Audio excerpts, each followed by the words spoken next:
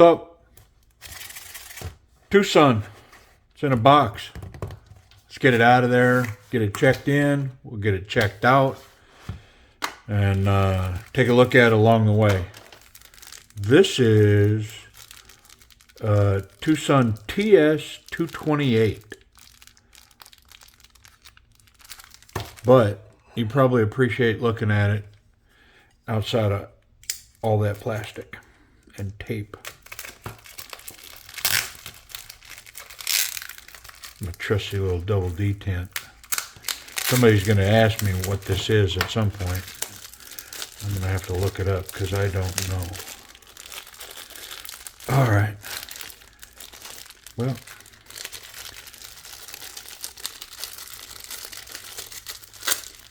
fight to the death.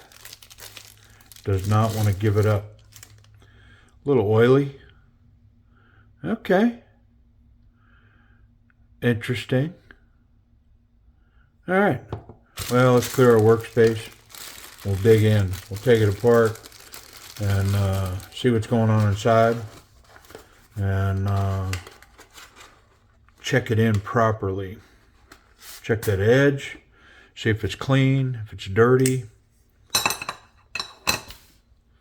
All right. Might as well wipe that initial oil slick off of it. No sense getting all oily. Man, look at that carbon fiber. Woo! Nice. Some good looking stuff right there. And I do not remember what steel this is in. So hopefully it'll show on the blade. Or I might be at a loss here. All right, let's see what's in there. Man. Okay. We're talking serious EDC in my opinion. Right out of the gate. I already can tell. Just this is serious EDC work right here. It's not overly big, but capable. Is that action? Smooth. Nice detent. That thing comes out with authority with the back flipper. Let's check the thumb. Yeah. And a little spidey flick. Wow. I think I'm holding it. It's weird. It's where the clip is. Let's try that, right? No. Man. Is it the detent? Am I not just... Yeah, because that's the same grip. So why is that not going? One more try and then we'll move on. There we go. I got it. You gotta want that spidey flick. So this is the TWOSUN TS228 and 14C28N, and it is a Jelly Jerry design. Yeah. And it's got two different grinds up front, created a little extra whoop for the tip. I like it. I think it's more for aesthetics than anything. Well, it really thinned this front edge up is what it did. It's not two grinds on the blade. It's one continuous grind, one continuous bevel from the back to the front. But this compensated for the thickness. Yeah, very nice. Whew. Ton of great milling all the way around, including on the pocket clip. Initial look at the pocket clip, I think it's going to run well.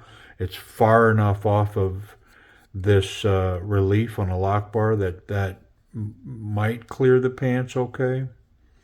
It's got one screw recessed into the carbon fiber. Meh. But it'll work, you know. All right, couple of little last runs and we'll get it apart. Not quite drop shutty, but very smooth, very nice. and I like it in the hand. There's a little opportunity to choke up, but I don't think it's really a good place to rest. If you were doing light work, like, I don't know, picking a splinter or something, maybe that works right there, but you are going to be right on the tip of that blade right there. So, yeah. All right, let's take it apart. See what's up inside there. Clean it up. See if we don't improve that action. That had a little tension on it, no Loctite, but little tension, not much. Definitely this one. And the pocket clip also. Is that reversible? I'm going to say it's not reversible because that's recessed into that carbon fiber. But we'll find out soon enough. I don't think it is. Nope. I mean, it's recessed, so yeah, that's not reversible. Okay. Should come apart. It's acting like it's being held down in the back. My guess is it's that one pin right there.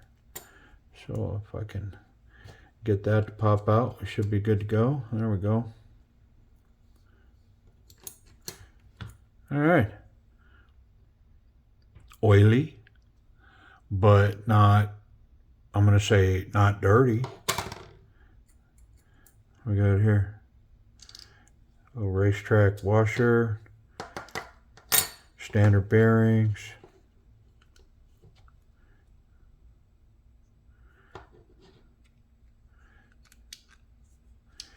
Okay, so the pivot is locked into that carbon fiber right there. Well, these are loose, so let's just take it off. There we go. Yeah, it's got enough oil under it that doesn't hurt my feelings, but that's locked in there. I'm not going to unlock that. I'm going to leave that be. I'll just wipe it all down. It's probably just got some tension from when it was tightened, but there's no reason for me to disturb that if that's locked in there. So there we are, completely disassembled. Let's wipe it all down. Mostly oil. I mean, I see some debris here, but not much. And the only reason I talk about that is because here's what I'm thinking at this point. I have one thought when I'm doing this, and I do it a lot. Like, you know, every knife that I bring in, pretty much. I mean, I probably should back up a little bit on that because there are some that I have not done this to. But I have done it a lot, and here's what I'm thinking right at this moment. I'm wondering if the action's going to be better once I clean it and put it back together. That's what's going through my head. I'm looking for dirt and some telltale sign to see if I'm going to be, if I'm going to have some sense of satisfaction after I put it together and run that action, because that's satisfying. You know, if I clean this knife and I, you know, or if I have to tune it or do some stuff to it, and when it's back together and I'm running it and it's improved, noticeably improved, and I don't think it takes much to notice that it's been improved because it's such a small functioning thing. It's in your hand, it's right up in your face. So your ears hear it, your eyes see it, your hands feel it. So slight changes are noticed. And so when I say noticeable, it doesn't have to be a large change. It's just a noticeable change. But man, that's gratifying when I notice that the knife is running better. And it's not, just to be clear, it's not like I have a sense of accomplishment, like I've done something. It's somehow the knife is better to me at that point. It's just, you know, like I've gone from what I got when I first ran it, and then it's better. And that's satisfying.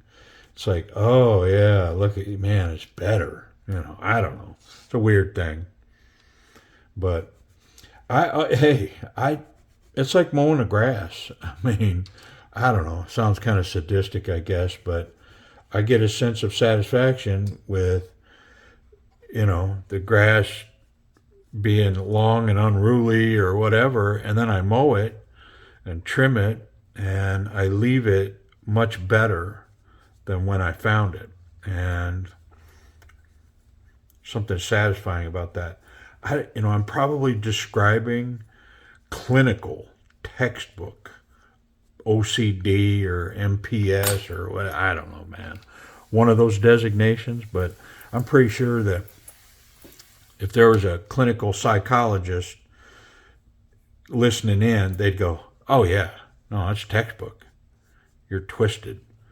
That's a fact. Ask anybody. They'll tell you. They all know. All right, we're cleaned up. We're going to put it back together. Pretty simple. I mean, that was enough cleaning and wiping and stuff that I got out of there that, I am confident that it's going to be a little better. Maybe not a lot, but a little. Just for me, mentally, knowing that all that grease and slick is out of here, out from behind them scales and behind the carbon fiber. Yeah, it's all a positive. Probably should put these in before I get too far down that road.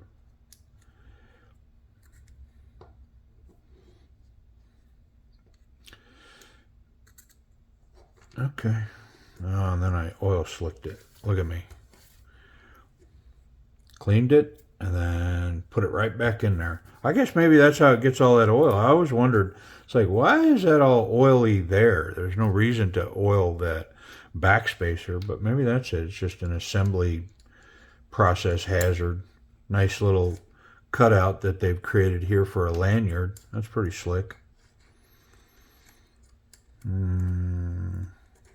There we go. All right, back at it.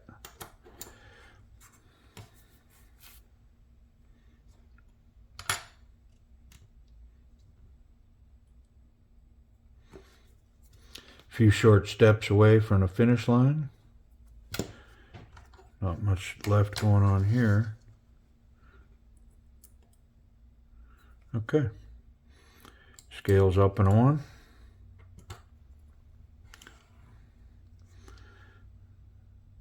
And hold on.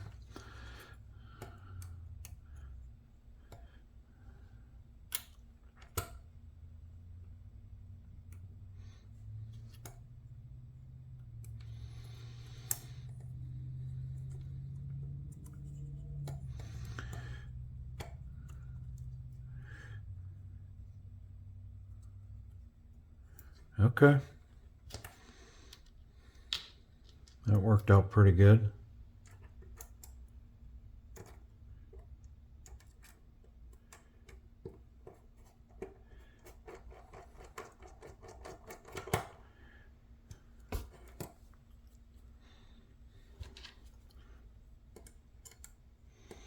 Nice pocket clip. Look at all this cool little milling in there.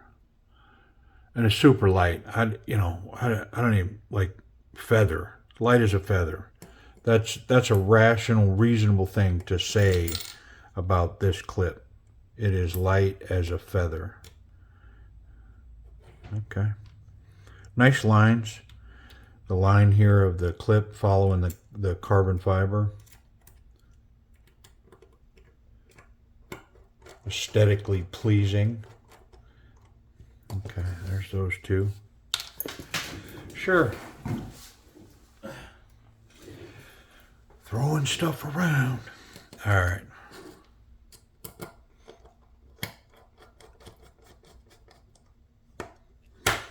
Hey, I wonder if I got like Alzheimer's or something, if I'd have to give up making videos. Like, how irritating would it be if I shook?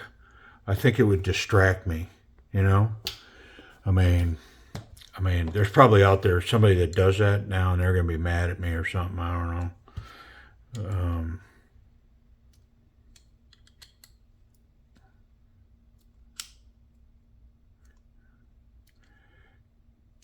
Saying the inappropriate thing at the inappropriate time.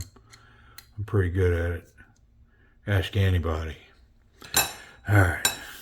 I think we're good. Maybe a little tight. Let's check that. Yeah. Rock solid, rock solid. I check it up and down, back and forth, and then I try to twist a little bit just to see if there's any play in there whatsoever. Because if there's play without the lock bar creating pressure, then there's a chance that I'm going to have it here. So when I'm checking these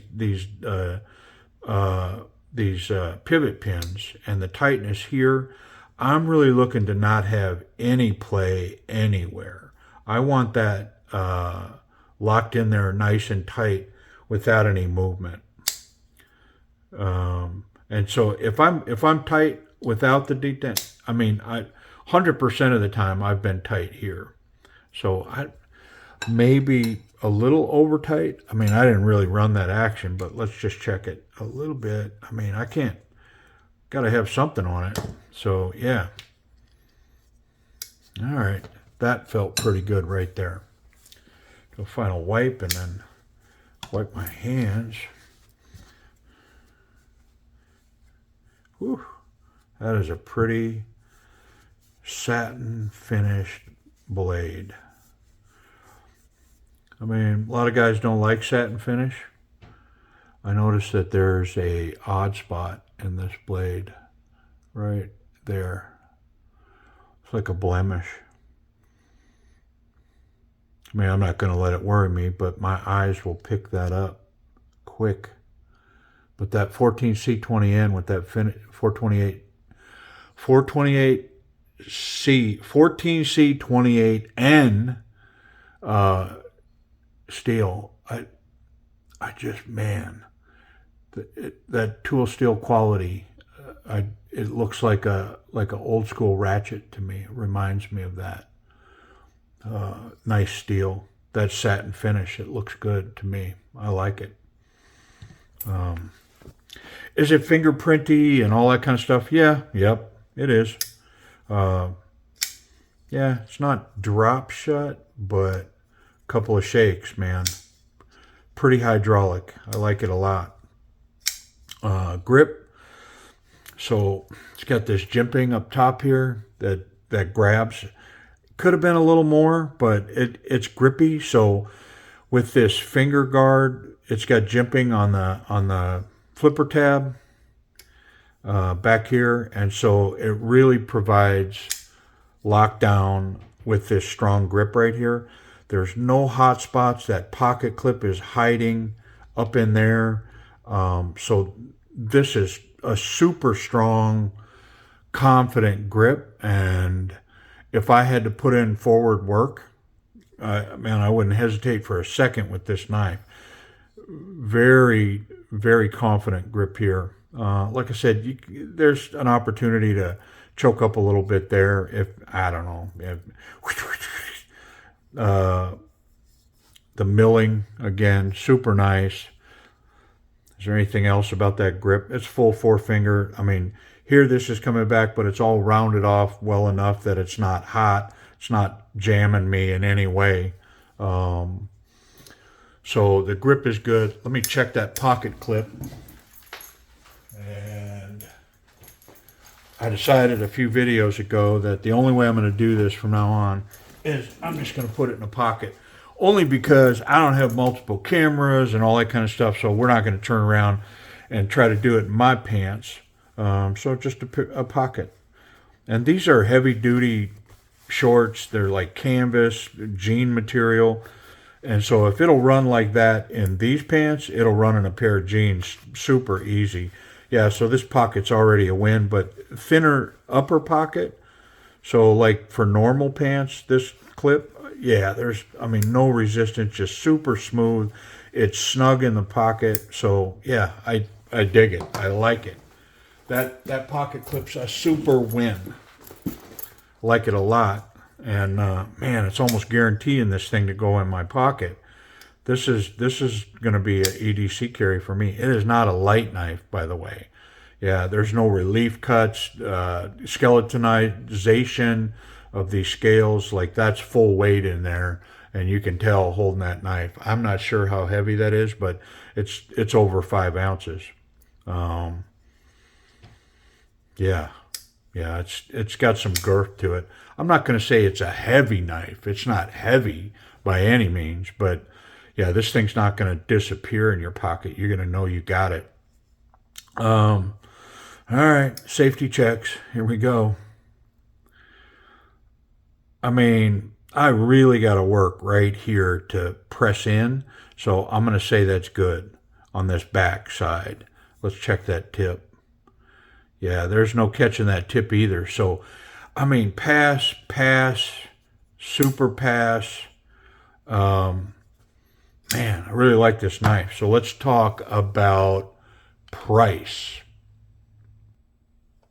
So I paid $78 for this beauty right here. This EDC wonderful titanium carbon fiber super 14C28N blade. That I haven't checked that edge yet, but I'm gonna say that looks slicey. Yeah, I mean, I feel a couple little bumps in there, so I mean, a strop wouldn't hurt this knife, but I don't know, who am I kidding, man? That thing's shoo. Yeah, so $78, man.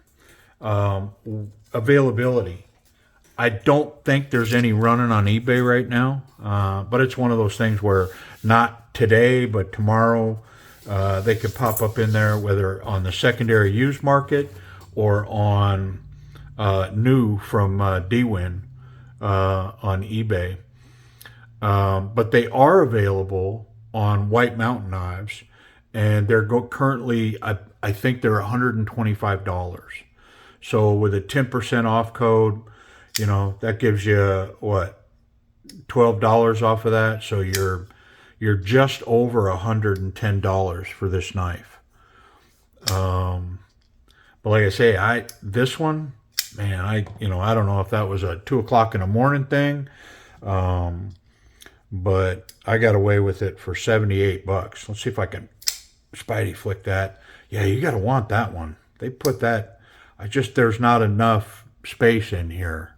That's the difference. Look at all that space here for the thumb. And yeah. It's a little different. And it's, you know what?